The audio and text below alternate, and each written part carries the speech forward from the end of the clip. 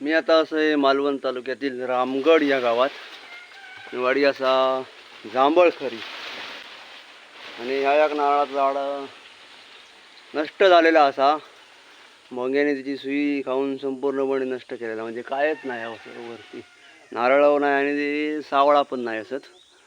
तर आता आपल्याक तोडूचा कारण असा की या ठिकाणी घर असा वरसून जर कुजला पावसात तर घरावर पडा शकता आणि आतमध्ये भोंगे पण असाची शक्यता असा.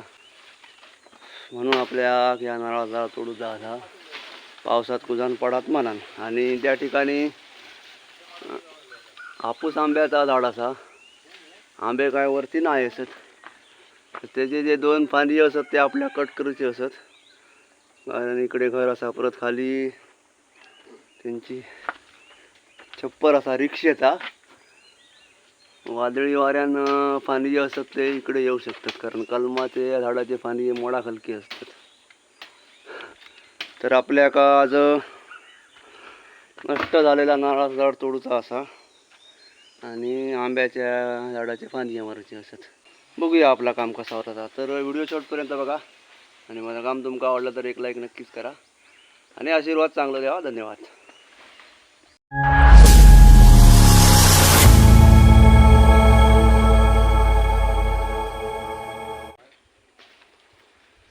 तर ह्या नारळाचा झाड असा संपूर्णपणे नष्ट झालेला असा, पण हा टणक पण वरतो जो तुकडा असा ना तो खराब असू शकतो, त्याच्यामुळे जास्त आपल्या वर जायचा नाही.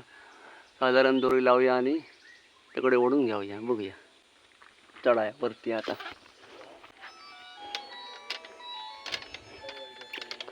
आज्यांचो फोन इलो.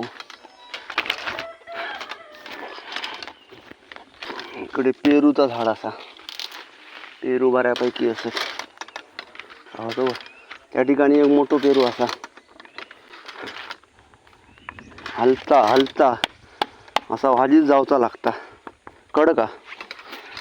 पण एक पाऊस गेलो ना तर खराब होऊ शकता.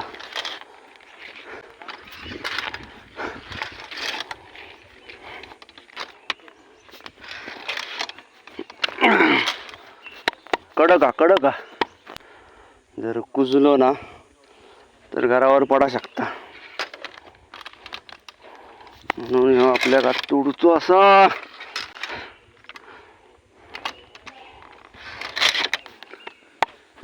कडका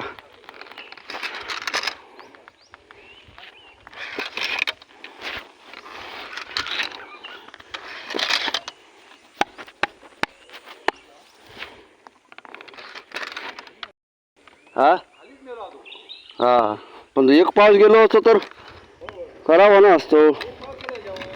हा मग आता तो एक पाऊस जातो ना तर खराब होण्याची शक्यता होती.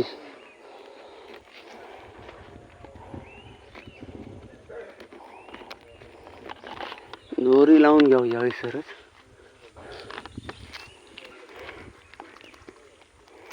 तिकडे ओढूचो असं.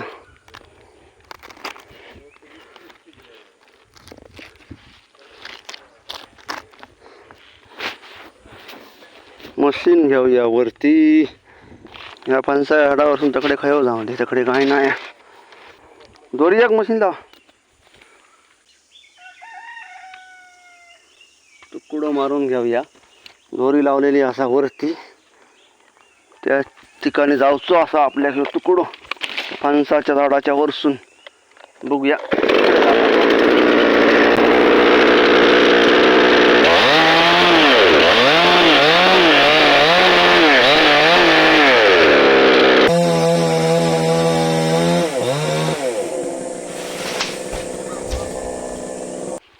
आता दुसरो तुकडो काढूचो असा. ही मोकळी जागा असा, या मोकळ्या जागेत ओढूचो असा. आणि हे फणसाचे दोन फांदी होते ते पण इकडे घरावर येणार असते भविष्यात, ते कट केलेले असत. बाकी तिकडे फणस दशाक तसं ठेवलेलो असा. बघूया हे तुकडं खाली जाता तो.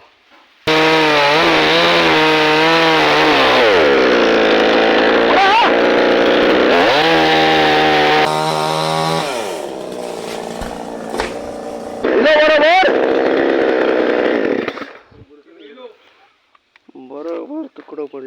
सर इकडे जर काय असता तर असं ओढून गावलून असतो, त्यामुळे या काम लवकर झालेलं असा. अजून एक तुकडो आता त्याच पद्धतीत घेऊया, पण एवढा कडक ऊन लागता असा की घामाघूम होता. आणि संध्याकाळचा पाऊस पडता तो पण वादळी वाऱ्यासह पाऊस पडता. भरपूर अशी झाडांची पडझड झालेली असा बऱ्याच ठिकाणी. महावितरणचा पण बराचसा असा नुकसान झालेला असा. तर टाका दोरीवर, दोरी घेऊया वर. अशी दोरी घेऊ काही पटकन, दोरी बांधान घेऊया. शेवटचं तुकडं घेऊया सोडून.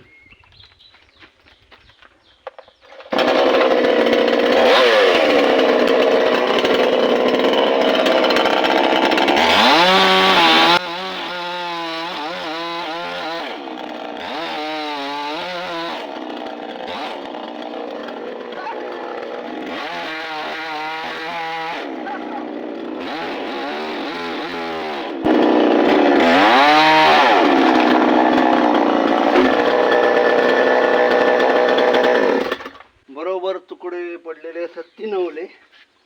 जर या ठिकाणी काय असता तर काय एवढं पटकन काम झाला नसता. ते आपल्याक बारीक करूक होते. पहिलो जो शेंडो असा त्याच्यात आमका काय गावला नाही असा, भोंगे वगैरे काय नाही असत. पण जर ह्यो पाऊस जातो त्याच्यावर तर नक्कीच आतमध्ये भोंगे प्रजनन करणं असते. आणि या नाळाचं झाड कुजान घरावड पण पडणं असता. नाळाचं झाड तर तोडून झालेला असा. आंब्याच्या झाडाचे फांदी मारूया. घेऊया चला. हापूस आंब्याचा झाड असा ह्या, आणि दिसून खराब झालेला असा. काय रोटो लागलो काय? होय, रोटो लागलेलो असा.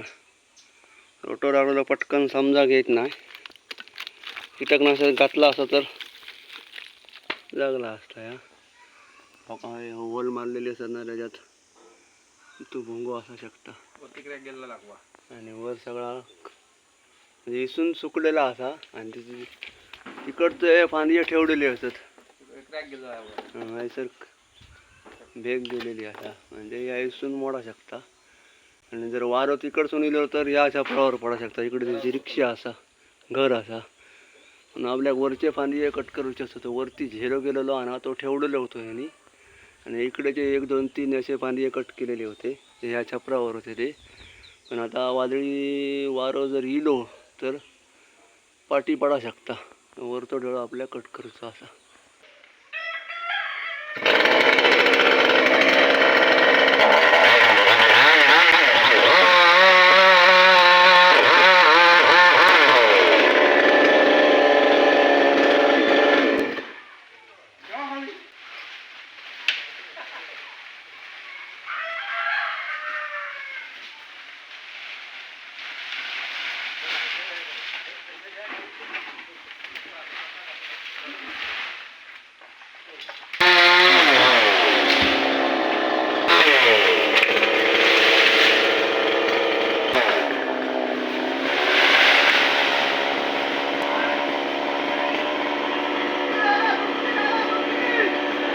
दुसरी जरा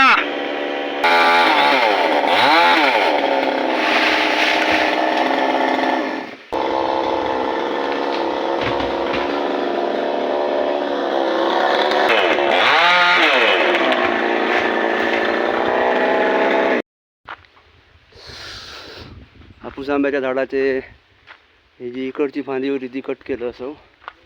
एका रोटो लागलेलो. मालकांका सांगलं सगळा काढा आणि बोर्डो बेस लावा, थोडाफार कीटकनाशक आतमध्ये घाला. कारण इकडे ही फांदी इलेली असा, ते आज ना उद्या कट करतली असं. कारण या रिक्षेच्या झापुरावर असा.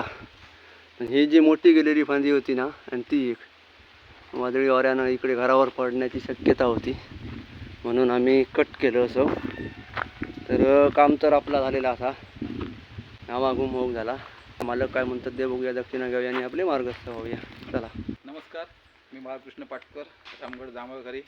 हे आमचं हापूस आंब्याचं झाड आहे.